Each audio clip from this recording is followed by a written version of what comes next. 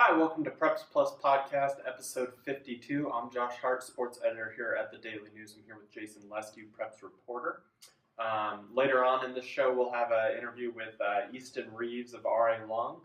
What did you talk with Eastyn about? We talked about kind of the journey being, hey, she's 5'2", 5'3", now as a senior, but has been a dominant scorer in the Greater St. Helens 2A for a couple of years now, and obviously on to play college ball. So a big accomplishment for someone her size, and talked about that along with some other challenges that the Lumberjills face in that league. Right on, yeah. And as far as the rest of this podcast goes, we're going to talk about some of our some of the bigger surprises we felt have kind of come out of this early season as we get into the final couple weeks here before postseason. That winter postseason is interesting because I feel like it's so long in like the regular season because the break ends up like feeling really short. Yeah. But as far as surprises go, it feels like we were one of the few people that were real high on RA Long girls early on in this season, and before the season we talked with Jane a lot, and we really felt that they could have really made some noise. I mean, but what they've been able to do in that league, they're what 10-3 right now, and had an overtime win against River, overtime win against Hawkinson, overtime loss to Ridgefield. They've been super competitive, and that league's really interesting right now. Yeah, I really think they should be the second seed in that league. But at the same time, it's crowded. It's really stinking crowded. So there's a lot that can happen. But they have the talent, absolutely, to be that 2 seed. Yeah, I think that's probably been my biggest surprise so far this winter is how stacked that competition is for that second seed in the GSHL 2A. Woodland has had somewhat of a rough start, but they really liked the way they played against Washougal, albeit in a loss. And then you have Ridgefield, River, and RA Long all kind of beating up a little bit on each other. I mean, 3 overtime games in a row for RA Long. It's going to be really interesting. I don't think anybody can quite keep up with Washougal, but there's 4 teams that I think that are really good for that second spot, and I think it's going to be a really interesting thing down the stretch as teams kind of jockey for playoff position there. And keep in mind, I mean, only 4 teams get in out of that, so somebody's going to be staying at home. Right, and then the team that does stay at home will probably still finish with a pretty good record. Right. Point differential. Right. What's been a big surprise for you this season, Jason? The big surprise for me is how many close games there have been early on in league and just in general. There's been so many overtime games. When we take calls at night, I think about a week ago we had 3 overtime games on one evening. Yeah, I think that was also the night like Castle Rock went into triple overtime. Yeah, it's like so. Those games. I mean, overtime games in basketball are so rare. So I think it's nice to have all this parity. You have it. The Central 2B has always had a lot of parity. The Greater St. Helens League, not so much, but this year we're seeing a lot of it. And then another surprise. It's kind of surprising, kind of not. It borders a little bit, but how much of a lead Kelso has in the 3A, Greater St. Helens 3A right now is kind of. I didn't expect it to be how it is today. Yeah. That's another one of my surprises this season. Not that Kelso's good. I knew they'd be good. It's just how good they've been the last couple of weeks. They've really found something the last couple of weeks here that's really started to make them click and jive. And I think in that Evergreen win, you really saw what their kind of top potential can be when you have Riley Noah and Hardman and Davis and all those guys really contributing at full potential. And then you go along with Shaw, and you kind of, if you have anything alongside Shaw, you're sitting pretty. And what Coach Kinch has done with that group of guys the last couple of years has been nothing short of just stellar. I mean, that Kelso's not historically a dominant team in the GSHL, and Shaw obviously helps things out, but that group is just so cohesive right now and just has all bought into the plan, and they're really looking like a team that can make a serious run. Yeah, and it's funny that you mentioned. So they haven't won the league in the last 5 years. They were co-champions last year. Okay, but they lost the coin flip. Yeah, right. I know the coin flip doesn't matter, but I think having been there. Yeah, and that was the first share of a league title since '93 when Joe, I believe, was a player there. So, it was like 25 years to just get a share, and it looks like they'll finally get an outright. Right. So, it's that whole coaching staff has done a really, really good job. You talk a little bit about those close games, and I think Castle Rock has been in several of those close games and a lot of overtime games this season. What's surprised me about Castle Rock this year is how good Connor Edwards has been, especially recently. I think he's had this kind of run of a few straight games where he's 20 plus points and a couple 30s dropped in there. He is really, you saw him a couple years ago and he was a solid basketball player. He's really grown and taken that next step and has really kind of embraced his role as a leader. Whether Castle Rock can keep up with some of the really stacked teams in that division remains to be seen, but they have to like that their starting point is a strong one. Right. Any other surprises you've seen or noticed this season? Not really. I wouldn't. I was going to say, over at Clatskanie, the girls there, it's not as much of a surprise as much of how impressive it's been. Right. But yeah. What's interesting about them, and I noted this in my most recent story when I went and covered the Highway 30 Hootenanny, which the boys' game was just phenomenal. And hats off to the referees for just saying play on. They very early on made the point, you guys are going to have to play through some contact. We only got 2 referees over here in Oregon. We're not going to be able to see everything, so we're going to let some things go. You guys are going to have to play, and that's just the way it's going to be. And it was consistent, and it was really well called game to just let 2 rivals go smash mouth basketball, and it was made for really fun. But as far as the Clatskanie girls go, they are so much deeper this year. Olivia Sprague and Shelby Blodgett are awesome. We clearly know that. Everyone in the state knows that. Everyone in Washington and Oregon knows that at this point. Chloe McLeod has really stepped up as a ball handler, and she can really run the fast break well. What that's allowed Clatskanie to do is put Olivia Sprague off ball and have her run free and get open for 3-point shots, which she shot like 50% from 3 the other night. Coach says she's shooting around that for the season. She's well ahead of the points race right now, and it's because Clatskanie has found that second ball handler where she doesn't have to feel the pressure of always coming back to the ball and orchestrating things. Right. How important have you seen in the games you've covered, just point guards in general, be and having ball handlers that can bring the ball to the court? You see the Waukegan girls. You have like 6 girls that can all handle the ball well, and that's led to their success. Right. No, having number one, turnovers are going to come from the ball handler. Whether it's a bad pass, which I've seen plenty of this season. But you limit those turnovers, and if you win the turnover battle, you got a really good shot at winning any game against pretty much any opponent. You win the turnover battle and the rebounding battle, then if you don't win, there's something wrong with what you're doing. As far as ball distribution, keeping the ball away from the opponent, making sure you don't do something silly where you make a no-look pass right to an opponent, which I've seen a couple times recently.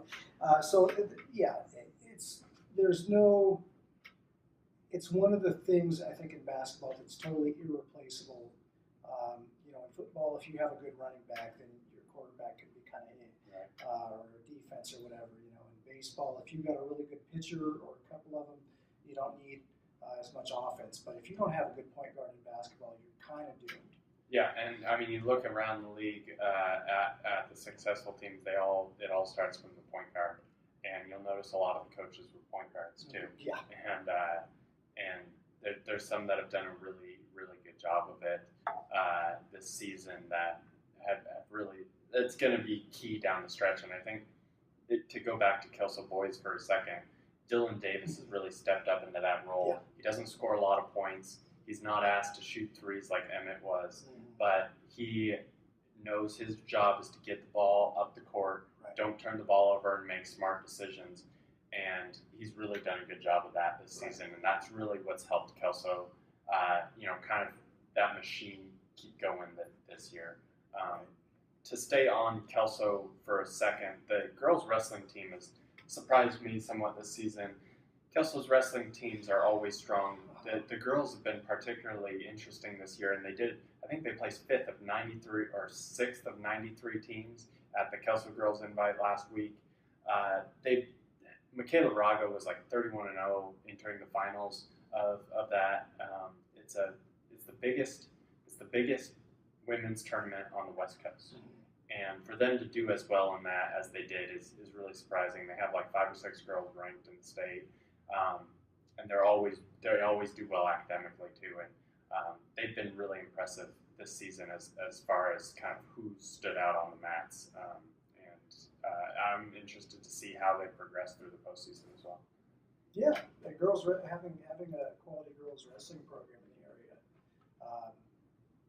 it's a good thing. And I covered girls wrestling up in Whatcom County too, and there's a lot of proponents in the state for it. And girls wrestling in this state is so far ahead of a lot of states. I remember a girl come up from Texas to Linden a while back when I covered them, and she said, like, in Texas, they only know how to throw.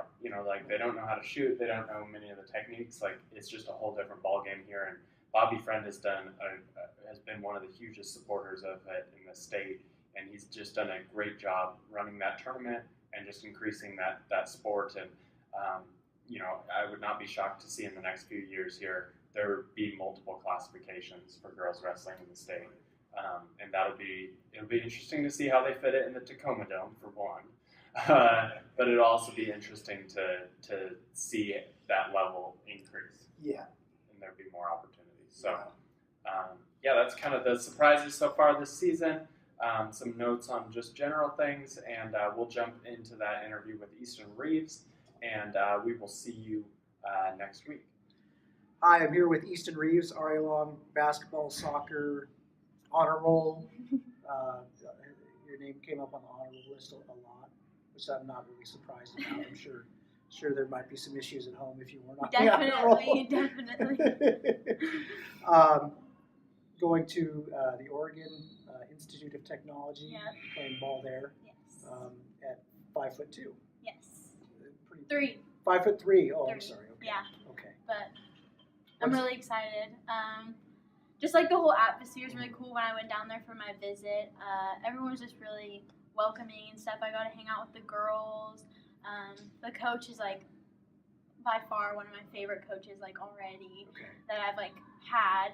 And I don't know, it's just a good overall experience getting to practice with them already and see what it's like. And they have some girls leaving, 6 seniors actually. So it was just a really good 2019 class going into it. Nice. Knowing that I'll get to play. Okay. Yeah. I've seen, and I was just checking the locals who've gone on to play college ball a few days ago, and there's a lot of locals actually that are starting, leading their team in a category, whether it be scoring, rebounding, what have you. What's that like? Being one of those. In that group that goes off to play at the next level, does that bring the emotion for you? Yeah, definitely.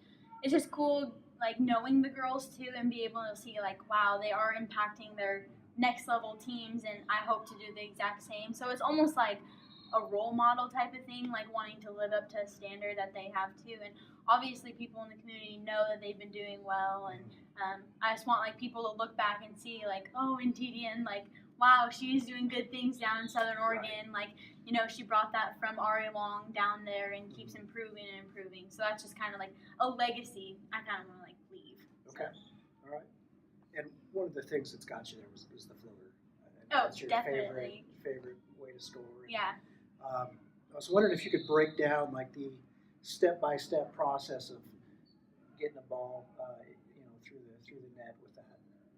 Well, it's all about control and stuff. So leading up to it, you have to break your defender down, obviously, like get them on their toes. And then once I get past them, like I usually bring it like over, or I'll bring it under and stuff, and then I'll just like lob it up, I guess. But it's more of a control move. Like you can't be like out of control and throw up a floater. Like that's impossible. Like if that happens, it's either gonna be a block by another girl, or even just like off the side of the rim, and off they go. Yeah, exactly. Like you just have to like cool down and calm yourself down, and then just lay it up, I guess. Like it's just higher, so the giants inside can't get to it. Right. So right. It's just more like a cool, calm, and collected layup. That's pretty much what it is. Instead of like, I can't touch the backboard like other guys, so I have to do something else. Right. Was there anything that got you started with, hey, like, okay, vertically challenged, I guess, and I got to find a way to score. And was there, what was that point where you decided, okay, this is going to be the move that I'm going to rely on? When I was in tournament ball, like it just kind of worked more, just because there are like way taller girls, even that are, not in our league. Like it's ridiculous, seeing kids from all over the country playing basketball, especially girls that are like 6'5", you know what I mean? So it was definitely just like a good move. And honestly, like when you get inside, when you're little, you can dish it off like way easier and stuff. And once you get to that spot, like on the floor, like you can just see the floor, like look up, like, and that's where usually like my assists come from. It's just like looking up, like taking a second, and then seeing someone out of position, and then I'm right there and pass it to them. So okay, it's that's a shot that at the professional level you don't see much, but one guy I see it from a lot and actually scores, I think, more than half or about half his points on is, can you guess? Probably not. He was a 2 or 3 time MVP in the NBA. Westbrook? No, good guess though. Actually, you know what? Because I feel like he throws it up. He'll do it a little bit, yeah. But Steph Curry. Okay, that was my second guess. Okay. But because I think he shoots more than he like gets inside, I guess. Right. But he's known for his 3-point shot and throwing it up from half court, just turning around and transitioning because he knows. Yeah, but that's one thing. I mean, I think he's listed at 6'3". I might dispute that, but yeah, that's something. It's definitely a shot that anybody who's not tall, right? And that's something you can't control. Well, they call it the giant killer, so okay. That's kind of where like I got from like, hey, I don't work against tall people that I don't want to get stuffed by, obviously. Right. So. What was the process? I mean, how long did it take to fine tune that for you? Probably a good 2 or 3 years, maybe, like to completely get it.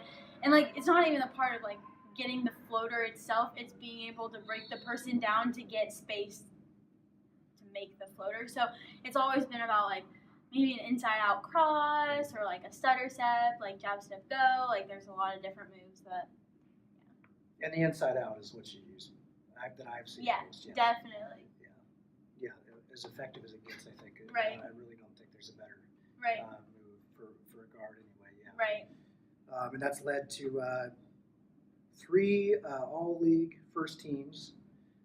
Last year, you averaged 19.5 points per game. This year, heading into league play, you're averaging 18.5 points a game. 8.5 is a little shy there. Like I said, honor roll student. And one thing that I think might surprise some people is R.A. Long's 14th in RPI for 2A teams in the state. It's a big deal. Yeah. So this year you guys have had a lot of close games. Oh yeah, definitely. And like the tournament we just played in Evergreen, like that really helped with like the close game situation, like just being able to like execute in order to get those points in overtime and stuff. And just one of the other games, I think it was against Juanita in the Evergreen tournament and stuff, I fouled out, which is beyond me how I did it. But but like all of our like bench players and stuff came off the bench. Like Miranda Lomax took over like as a 2 guard, and I don't know, and Ari fouled out too, and we came up with the win. So it was just like a real confidence booster for our team. So being able to see that and that other girls can play and get in and make a big impact was just so tremendous for our team. So I think that's where it's going to come down to, just against in the second half of this league season. So we'll see how that goes. All right. And one thing it just made me think of is Jan developed a reputation for himself as like a really good development coach. And what have you seen from the girls who were freshmen last year, and or girls that were bench players last year, or what have you, and then are now really carving out a role for themselves? Well, it's just about being in the gym, and that's what he really emphasizes.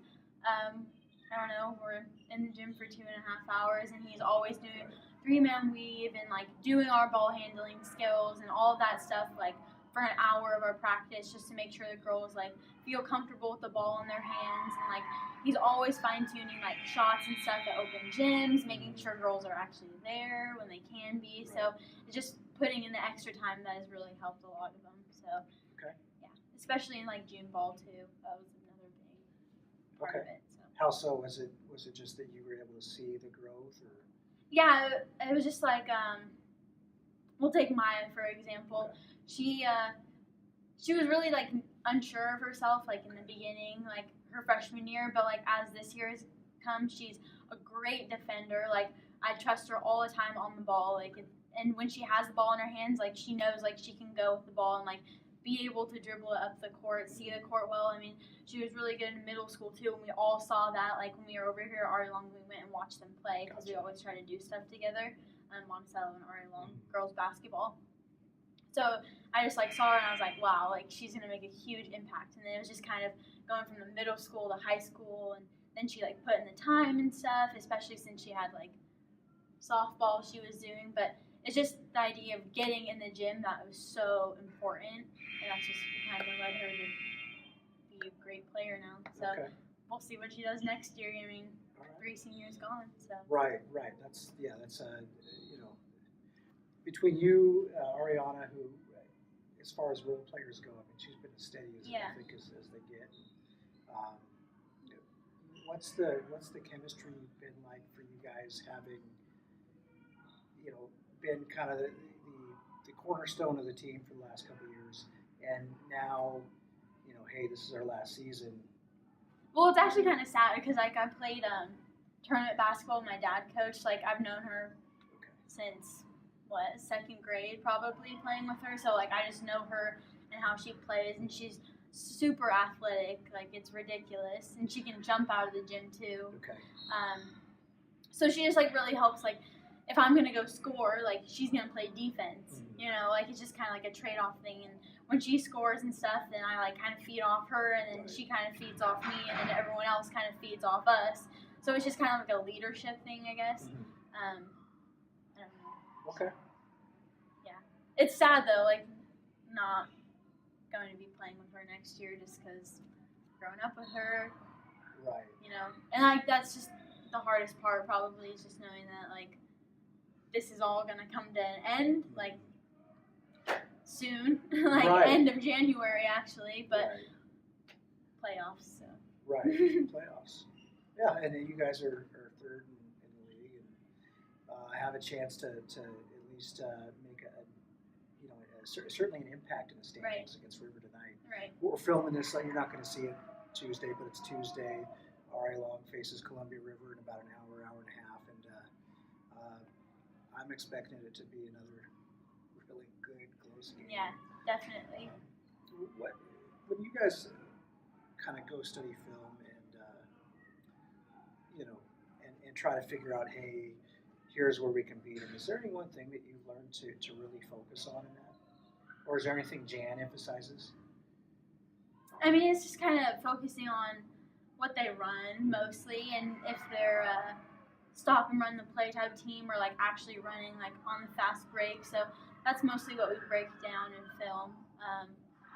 And just knowing their plays, most teams run the same plays every single year. It doesn't really change that much. So if you know their plays, then you obviously can figure out what defense you want to play, and then who their impact players are, and then figure out who is Erie gonna guard as a guard and who's Bobby gonna guard as a post, like just stuff like that. So that's about it, honestly. Okay. And then just do our own thing. So. Okay. Is there ever a point where you guys look at something, or you guys just kind of know something like, hey, this girl's gonna get her points, and we can try to stop it, but we might be wasting our energy, or what have you. I mean, I can see the look on your face as a competitor. You're just like, no. Yeah, but I mean, the goal is to hopefully stop them, but I mean, the girl I play with, Beyonce B, she's a killer. Yeah. She is a real killer. But that's like about it. I feel like we can stop anyone else. Okay. But that's just a confidence thing. Right.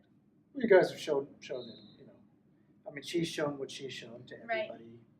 Period. Right. Nobody's really, I don't think, has been able to stop her. No. So, what's it like going against a team like that, where you have this player who's, known far, people in Oregon know who she is, people up in Seattle know who she is, and so on. I mean, when you have to go up against a player like that and a team that's been as good as they have the last couple of years, what's the mental process, before a game and during a game? It's just kind of like getting ready and like super being focused on like what we need to accomplish, and we know what we can do as a team. Like we're good at running on the fast break. Like we're probably one of the most conditioned teams. So it's just kind of knowing what we can do in order to stop them and see what their like flaws are. And personally, like having to play Washougal as the first game for league, like I think we did a really good job. Like lost by 14 points. What can we do playing them in the second half of the league? Right. So it's just kind of figuring out what we can do better, and that's what's great about film is to see like what we did wrong, what we can fix, and what we need to add. So. Okay. And I mean, we've seen, there's, especially when a team plays each other so much, and one team's grown and one team's like, I don't know if Washougal's grown necessarily because they've been so good for so long. You guys have obviously shown tons of growth. Is there a point where it's like, okay, we know we can beat these guys if we do this, that, and whatever. This is our game to lose, not theirs. Right, and always our coach says, be the aggressors. So that's always the mentality we go in with, And honestly, it usually starts on defense, like being able to get a steal or something like that usually brings intensity up, and it builds as the game goes on. So just kind of figuring that out, I guess. I don't really know like how to answer that, but I got you. I know what you're saying. As far as playing multiple sports like you do, how much has that helped you, in general, or has it helped you in general at all? Well, soccer really helps my footwork, like on defense.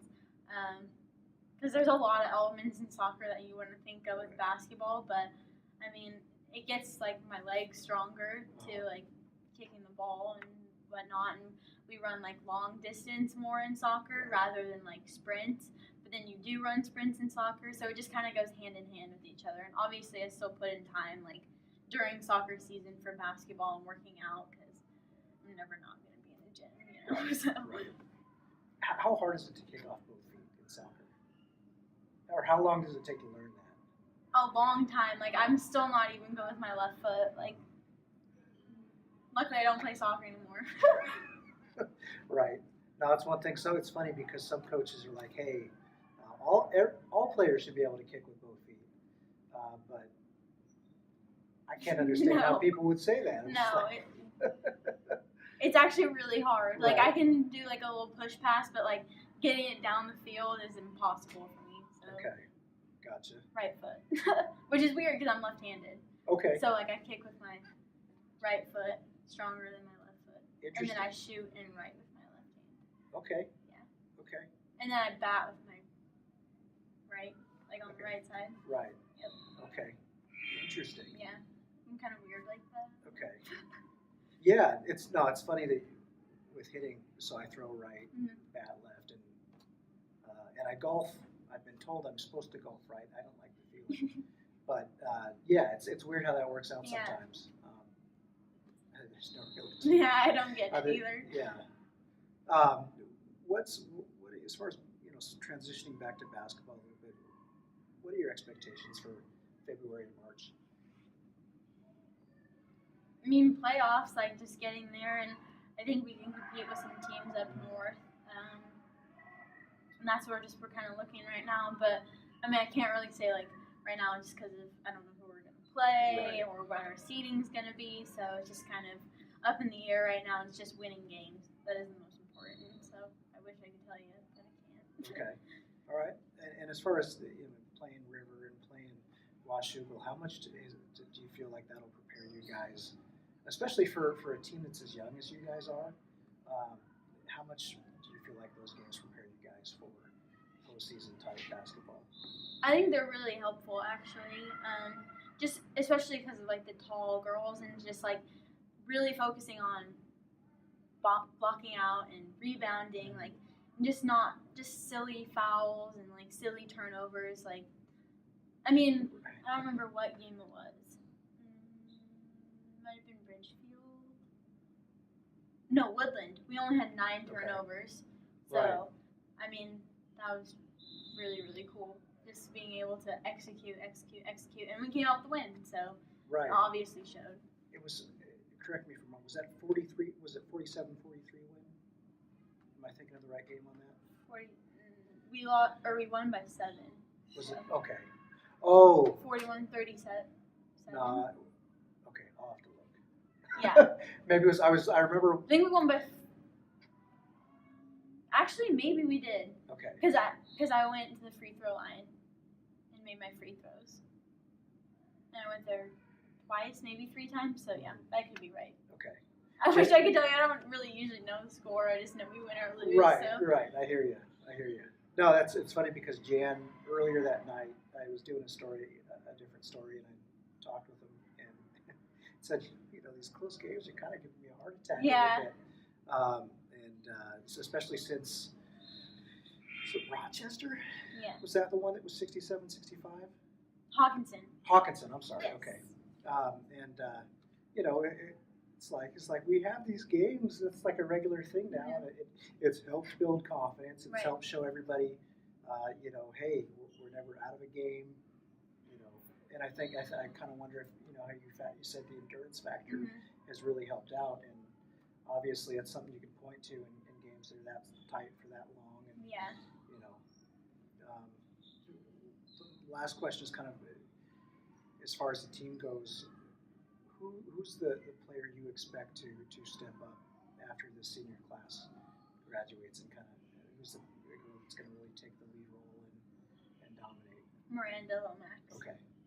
Yeah, she's going to be the point guard. She's going to do really good. I mean, she's only a freshman. She's starting, and I just see myself as a freshman in her, just being on the floor and having to take charge. And she's already bringing the ball down the floor and knowing I can dribble. I don't have to get it to Eastyn all the time. That's not, you know what I mean. That just helps me. But I think she's gonna do tremendous things. She still plays circuit tournament basketball too, and so. Right. Yeah, I can't wait to come back and watch. I mean. Okay. They're still gonna live up to what we've already accomplished this year. So. Right. I'm really excited. You guys got a good group of girls coming through. Yeah. Between Bobby, anytime you get a 6-foot-tall freshman coming in, it's kind of easy to point that out.